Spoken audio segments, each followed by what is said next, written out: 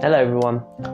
So I know I said that Volume 2 and Volume 1 was like Game of Thrones, it was setting up something big. But honestly, I was not expecting that bombshell that was Volume 3. So let's look at it. So the first part of Volume 3, we have the Vital Festival, we have all these tournament fights, and they're really like, fun and enjoyable, and it was like, happy time and everything. But let's be honest, Coco and Yatusu, I believe his name is. I do apologise if I got the name wrong. But let's be honest, they got done dirty by fighting Mercury and Emerald. Now, they probably lost because of, plot-wise.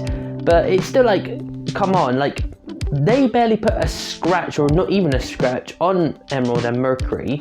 Even though Coco's team is pretty much Rwby's seniors. Like, I think they're like about second years, while Rwby's still a first year. So it's like, they're a year ahead, how can they be beaten by them? So obviously it was due to plot, but like I said, I feel like they could have done more with it, but hey, that's the little rant out of the way. But yeah, that part was really, fun, laughter and everything, really enjoyable. Now, the second part, I mean, so much was happening so fast from each and every episode that it was hard to process, like, Penny's death, Yang losing her arm, Pyrrha's death, and like, it was just so much to comprehend. Like, well, first of all, finding out about the four maidens, and also finding about Rwby and her mum's, like, silver eye power was very interesting, and I hope we get a little bit more details about them probably in future volumes. But like I said, there was just so much going on that it was just hard to like comprehend everything. But I would definitely say a good punch in the gut moment was definitely when Team Rwby disbanded.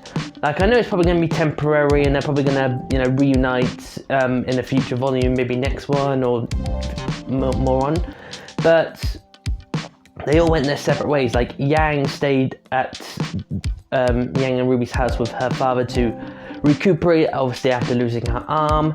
Blake ran away because her pass, pretty much literally quite physically hurt one of her teammates, so she ran away. Wace's father came and took her back to Atlas, I believe. And then Rwby left with Ren, Nora and John to Mistral, I think, to follow Crow. Which, I've got to be honest, John, Ren and Nora, I was not expecting them to be like, ready to do something, because I would imagine they would have been, grieving over the loss of Pyrrha. Putting all the sad moments to the side, there were some amazing fights in both parts, but I have to say my favourite fight has to go to Crow versus Winter. I mean, that fight was just epic, I don't think no one can deny it. And not only that, Crow has become one of my favourite characters, because the way he looks after Yang and Rwby is, quite good, because he tells Yang about her mum, but also he gives them a very important lesson, which is they should never stop learning. It's like they're going to go far, but only if they push forward, if they never stop moving. Which is, I would admit, it's a good lesson for all of us. We should always move forward. I want to say Winter's become one of my favourites, but she hasn't had enough screen time. Like, she got like, I think 1 or 2 more scenes after her fight with Crow. So, I don't know, maybe she makes a return in future volumes, and then maybe I can decide whether she becomes a favourite or not. But overall, this volume, without a shadow of a doubt, has become my #1 favourite in terms of volumes. I know I'm only on volume 3, and we've got like, about 5-6 more to go until I get to the current volume being released, which is volume 9. But I don't think anyone can deny that this is the favourite volume, pretty much with everything going on.